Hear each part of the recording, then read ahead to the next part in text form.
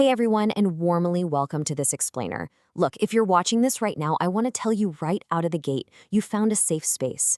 We know how incredibly heavy and overwhelming this topic can be. So today, we're going to dive deep into the research to understand exactly what's going on behind the scenes of bullying. More importantly, we're going to equip you with a real, data-backed step-by-step guide to help you take back your control, your peace of mind, and your confidence. 1 in 5. I really want you to let that number sink in for a second. According to recent CDC data from 2023, 1 out of every 5 U.S. students is actively affected by bullying. When you're going through this, the isolation is intense, right? It can make you feel like you are entirely alone, like you're the only person in the world carrying this heavy burden. But this stark statistic, it proves just how pervasive this challenge is all across the country. I want to validate your experience right now. What you're going through is real, and being targeted is actually a shared reality that millions of people are navigating right alongside you. You are absolutely not alone. So here is our roadmap for today's explainer.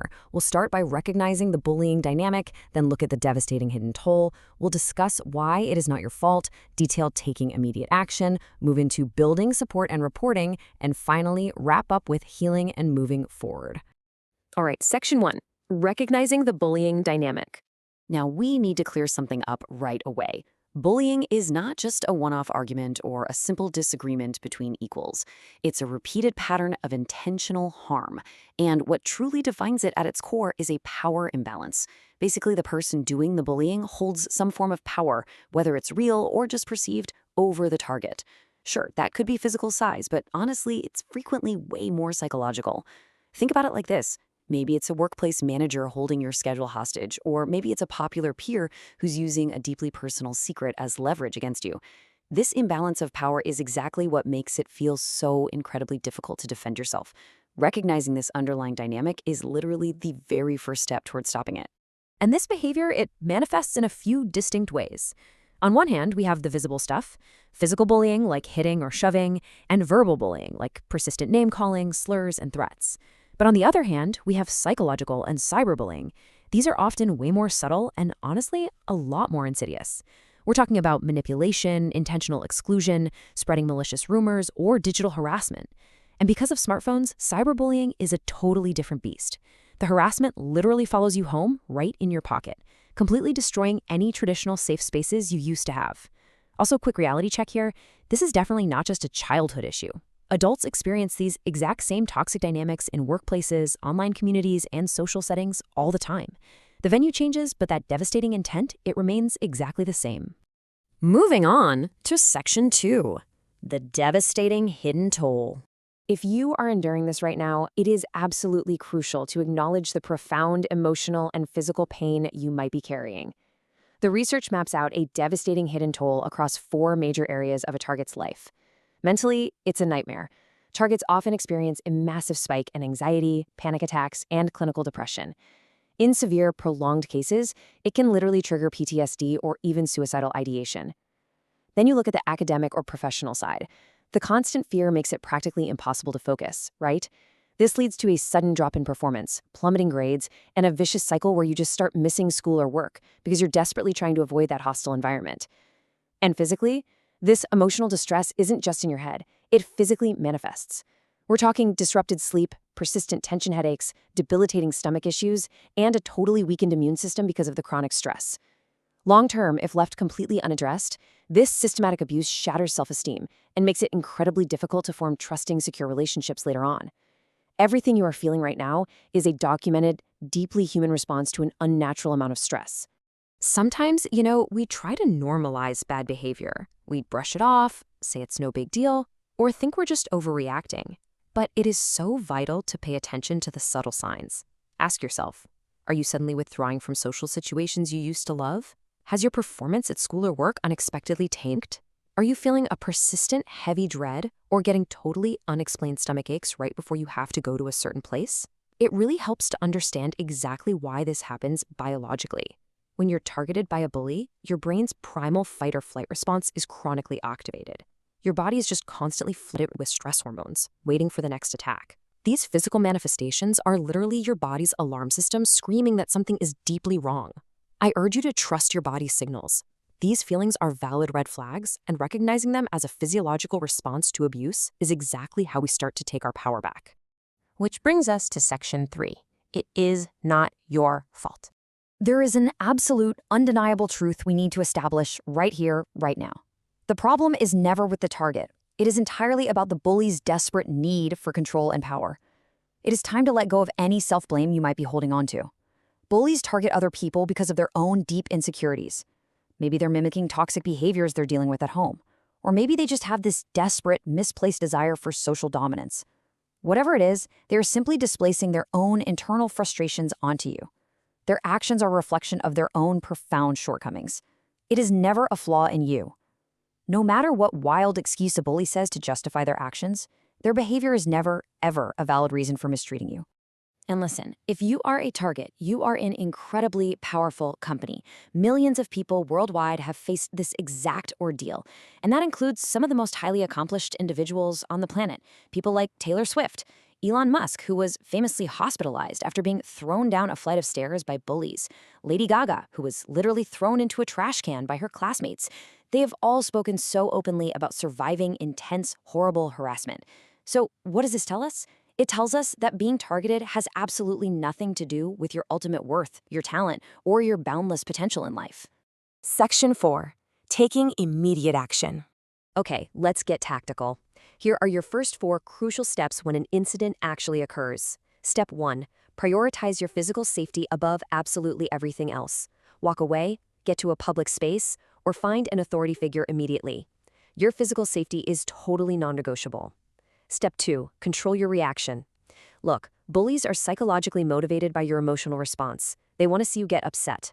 By practicing a neutral expression or just delivering a firm, simple no without showing fear or anger, you literally cut off the psychological reward center in their brain. Starving them of the reaction they are so desperate for is the ultimate act of taking back control. Step 3. Document every single incident. And Step 4. Preserve all of your evidence. Let's dive deeper into that concrete action plan, because this part is a real game changer. You need to approach this like you're a detective building an undeniable, rock-solid case. Start a detailed written record immediately. Don't wait. Write down the exact date, the time, the specific location, who was involved, any witnesses that were standing nearby, and specifically how the incident made you feel. This granular, meticulous evidence collection is incredibly powerful. Why? Because human resources departments or school boards, they look for undeniable patterns of behavior, not just he said, she said, hearsay. If it's cyberbullying, take time-stamped screenshots of the messages, the social media posts, and the actual user profiles before you block them. If the bullying is physical, photograph any property damage or injuries the very moment they occur. By establishing this clear, irrefutable pattern, you are building a case that authorities simply can't ignore. You're taking all the messy ambiguity out of the situation and replacing it with hard, cold facts.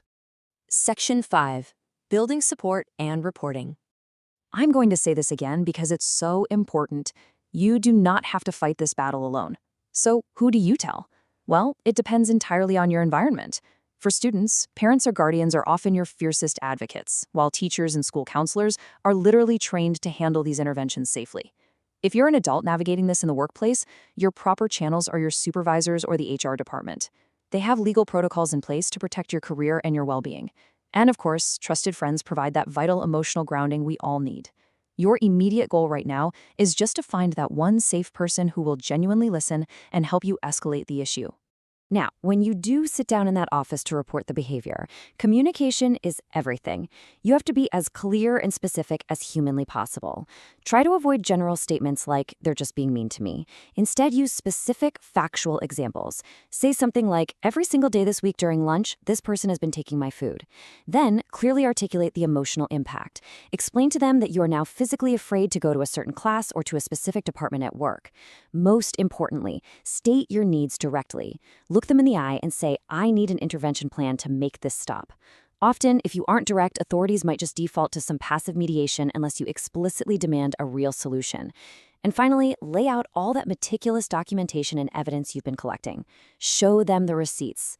I know that speaking up is terrifying, but the positive impacts are profound.